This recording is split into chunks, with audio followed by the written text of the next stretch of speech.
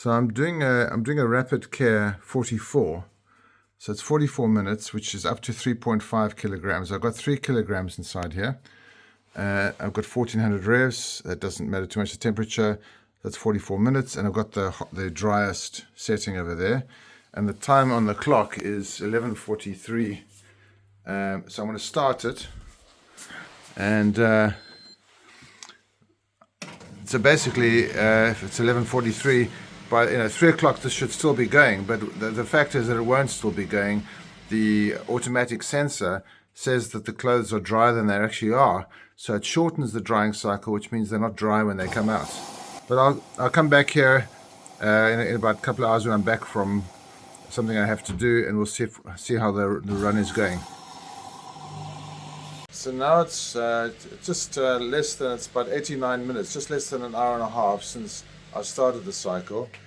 It's now in the drying cycle, but you can see it says only 1 hour and 17 minutes remaining at the highest heat setting, which means that the machine's already decided that the washing is quite dry and it should shorten the drying cycle.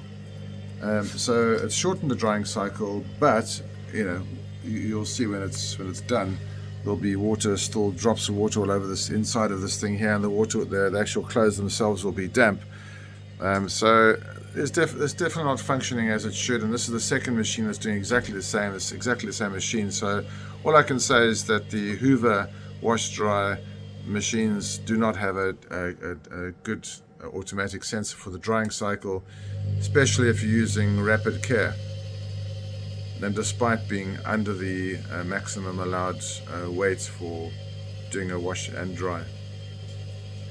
So it looks like it's going to stop during the cycle. It's 2:32, it's 1 minute to go. So as you can see, it's chopped out a good sort of 40 minutes from the actual time. So it's kind of wrongly calculated how long it needs to dry it.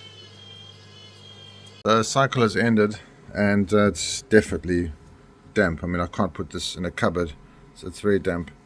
Yeah, it's it'd probably take a day and a half, 2 days to dry in the UK, with leaving it out inside the house hang up to dry.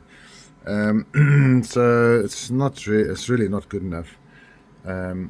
So I think there's definitely something wrong with the timer. It shouldn't have taken those 40 minutes off the estimated, the programmed time. The sensor's shortening the cycle much too aggressively. So now I need to do another drying cycle, which is a pain because it's in the middle of the day and it takes a lot of energy.